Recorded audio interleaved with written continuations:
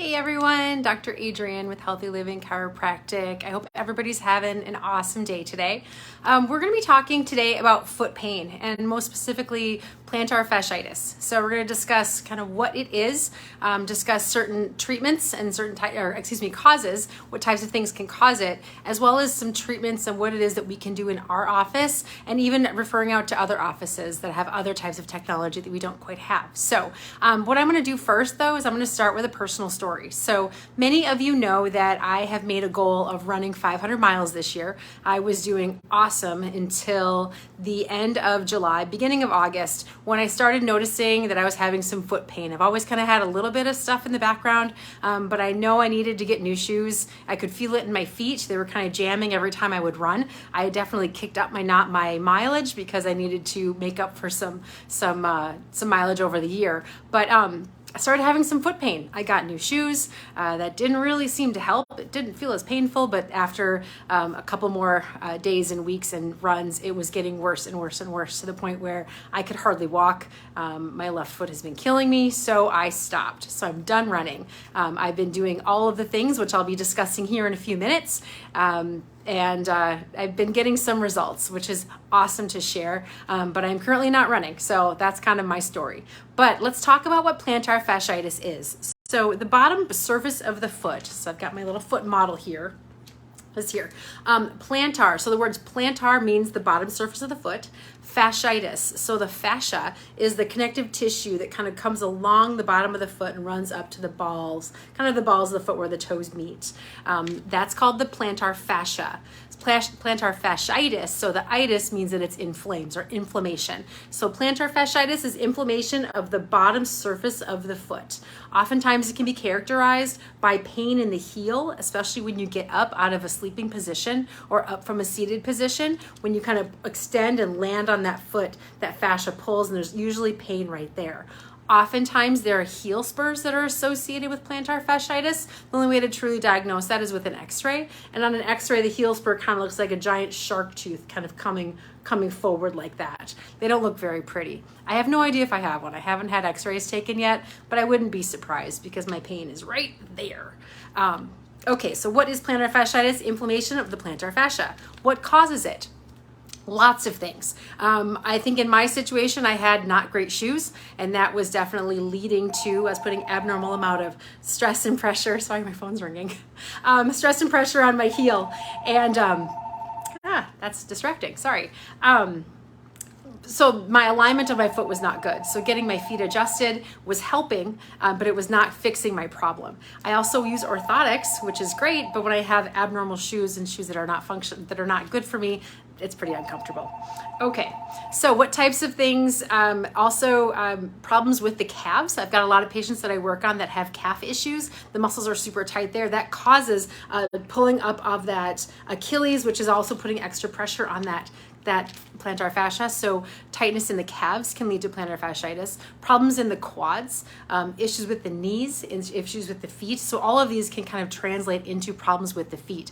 The hips as well. If the hips are off, the alignment of the foot is off, and you put more weight on one leg than the other, that could also be a cause of plantar fasciitis. So lots of different causes. We can help to figure out what types of cause that is for you specifically. But what are the treatments? What kinds of things can we do? Obviously, in our office, we do a lot of adjusting. So I use what's called a Thule board, which is a little small handheld drop piece. This is what I use to adjust extremities. So we'll adjust the ankles, adjust the feet using this Thule board. Kind of makes this little drop sound. I do a lot of adjusting, stretching, give the patient obviously some home stretches to do, but we would do stretching in the office. We would also do some muscle techniques, so like a Graston type or a tool-assisted massage. Doing actual massage is great. Our massage therapist can help really get into the feet and do some muscle work in there as well too. Other things we can offer is orthotics. So I kind of talked about those briefly. We do make custom orthotics here in our office. We don't make them, we fit for them. But what they can do is they can help to support the feet so that the alignment is actually much more balanced. And so you put less pressure on the heel. The weight is distributed more evenly. So if you are experiencing heel pain, it's something definitely to check into to try to get some orthotics.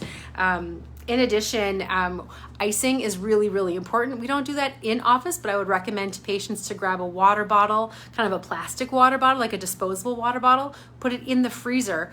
Once it's hard, then you roll the foot over the water bottle. You kind of get to kill two birds with one stone. You get the ice, which is great, but you also get kind of an ice massage, which helps to calm the muscles down. Ice is great. Also, we recommend that you can use a splint. So with the more severe cases, I've oftentimes recommended that patients buy a night splint like this. This is mine because I had to buy one because it's been driving me insane. But what it does is it puts the foot into this extended position as you're sleeping. It helps to stretch out that fascia while you're sleeping, so it's a lot less problematic and tender when you first get up out of bed, and it helps to stretch it out. So this is something that's been actually very helpful. They're not the most comfortable. This one's nice and padded. I got it on Amazon for like 20 bucks. I can handle it for a couple of hours, but at nighttime I usually take it off in the middle of the night. Okay, so orthotics, braces, splints, ice, stretching, things like that are all super important. Adjusting obviously is what we do in our office. What I have been doing in addition is a friend of mine, Dr. Clark, has a shockwave therapy machine. So she's at 15th in France in Edina, and I've been able to go and do some work with her. I've gone through 2 of the sessions. She says you basically have to go through 5.